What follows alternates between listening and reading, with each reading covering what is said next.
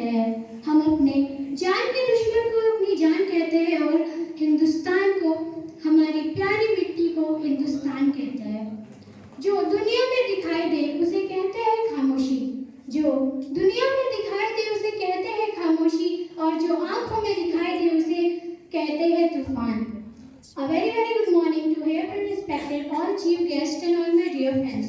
Today I am Sneha Kumari standing here to speak a very beautiful topic, and my topic is service to mankind is service to nation.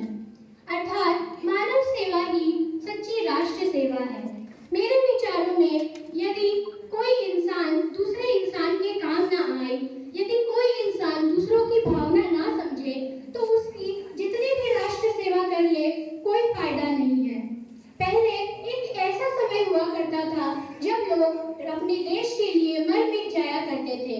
जी हाँ, मैं बात कर रही हूँ उस समय की जब हमारा देश आजाद नहीं था। उस समय एक औरत के लिए उसका सुहाग भी भरपूर गया और मांग का सिंदूर भी गया।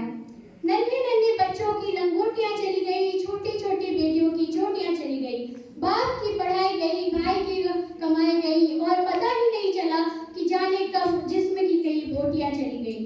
उस समय उस औरत के लिए सिर्फ एक ही शब्द कहने को बचता कि आपके लिए तो एक आदमी मरा है साहब, कि आपके लिए तो एक आदमी मरा है साहब, मेरे लिए तो मेरे घर की रोटियां चली गई, रोटियां चली गई। तभी कहाँ था हमारा ये राष्ट्र सेवा करने का दावा करने वाले, कहाँ थे वे लोग?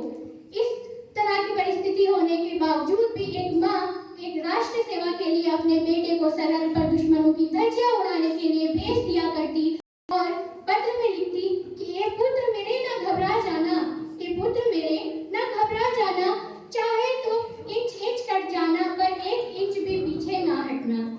उस समय एक ऐसा समय था जब लोग अपने देश के लिए, अपनी राष्ट्र सेवा के लिए मर मिट जाने को भी तैयार होते थे।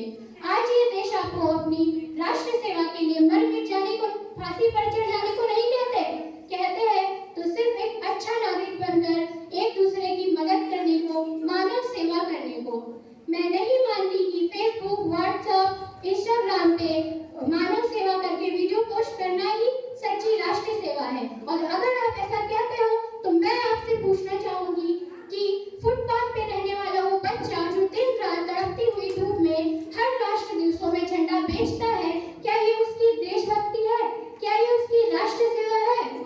नहीं, ये उसकी देशभक्ति नहीं, ये उसकी पेट की भूख की शक्ति है जो उसे ऐसा करने पर मजबूर करती है।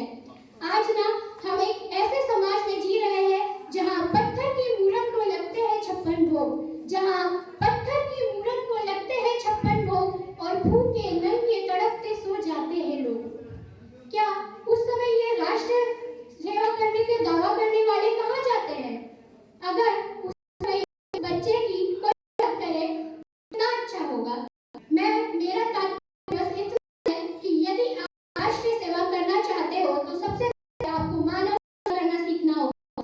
पहले आपको एक दूसरे की, लोगों की मदद करनी सीखनी होगी, तब जाकर आप राष्ट्र सेवा का दावा कर सकते हो। अंततः मैं भारत की बेटी आज इस मंच में यही कहना चाहूंगी कि लोगों को बांटना नहीं, जोड़ना सीखो, क्योंकि मंदिर मस्जिद गिरजाघर ने बांट लिया भगवान को, मंदिर मस्जिद गिरजाघर ने बांट लिया भगवान को, धरती बांटी सागर बांटा, मत बांटो इंसान को, मत बांटो इंसान को।